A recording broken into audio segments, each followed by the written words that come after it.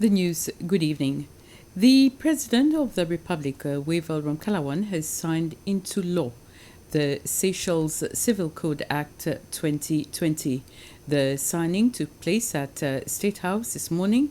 This is the first piece of legislation that President Ramkalawan has signed since he took office less than a month ago. Before becoming president, Mr. Ramkalawan was a member of the National Assembly and had debated on the bill.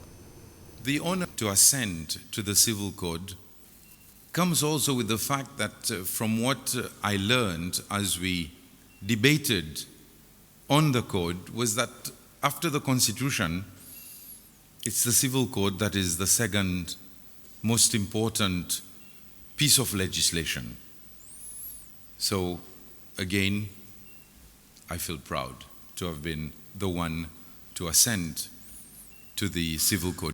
Again, it is important that in the year that we celebrate our 250th anniversary of the first settlement, here we are also assenting to a civil code prepared by Seychellois, made in Seychelles, and I mean it's a Seychelles product now. So this adds to the legacy to prove that our people have really come of age. And so this code, I pray, will serve our nation well. It will bring about civility and it will bring about clarity. Members of the judiciary have now been given a new tool for you to work with. And I pray that civil cases will now take a new dimension. Until now, Seychelles has been using the French Civil Code, which dates back more than 200 years ago when it was a French colony. The chairperson of the revision committee of the Civil Code, lawyer Bernard Georges, says it was necessary to update the legislation to reflect today's reality in the country. It was necessary to amend the code because the code is over 200 years old. It was a French code that was drafted in France and that ended up here because we were a French territory at the time. The code had a first major revision in 1976 when it was translated into English and it was updated, but since then, nothing. So the profession felt that it was time to have a comprehensive amendment and comprehensive revision of the code. What are the major amendments? There is a new ground of divorce. There is now testamentary freedom, so parents can do what they like. They are not forced to leave a share of their property to their children. The difference between legitimate and illegitimate has disappeared. We've got rid of that. The concubine now has a right to property, which the spouse has today, but the concubine did not. There are amendments to the delict of trouble de voisinage, noise, nuisance, etc. in neighborhoods. Those are the major amendments that have been brought to the code.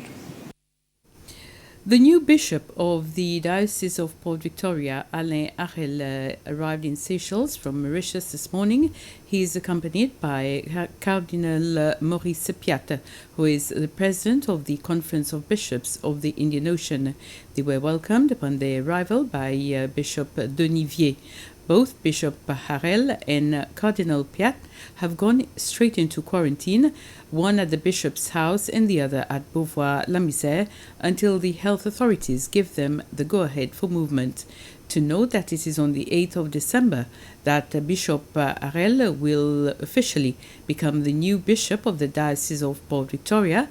Cardinal Piat will, on behalf of Pope Francis, transfer the Port Victoria Diocese's responsibilities to Bishop Harel on that day. That will be during a Mass, which will be celebrated at the Cathedral of the Immaculate Conception. Bishop Harel has been the bishop of the Apostolic Vicariate of Rodrigue for 18 years.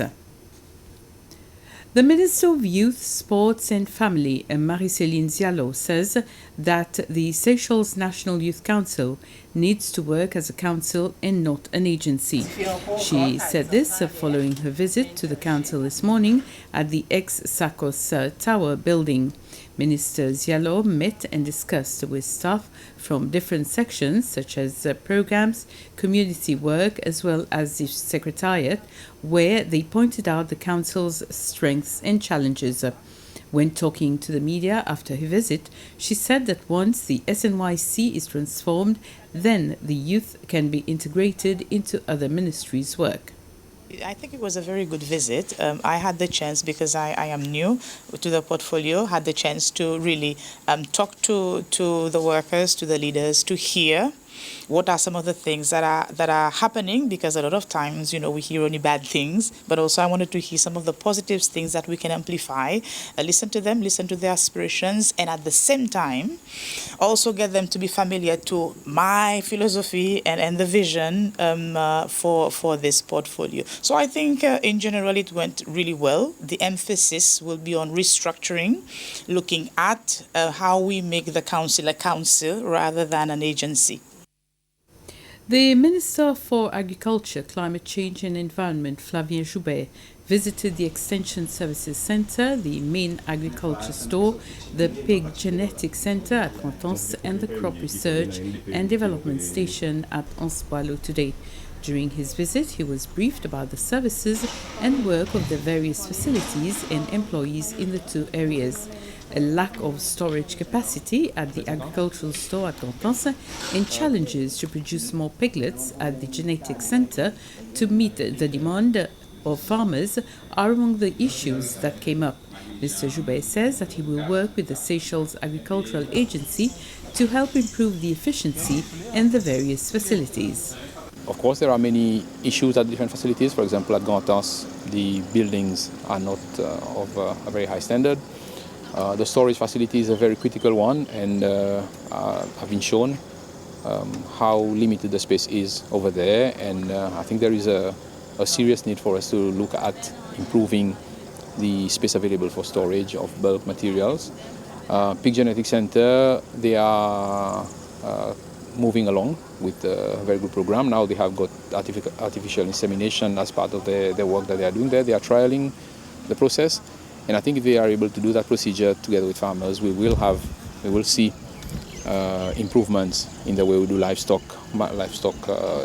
production in Seychelles. First thing that I would need to do is to improve the efficiency and the manner in which the agency functions. This is a clear and very straightforward issue that needs to be done.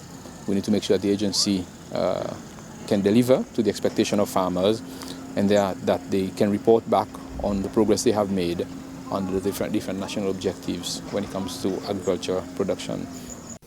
And with this, we end this news summary. Thank you for watching. Have a very pleasant evening.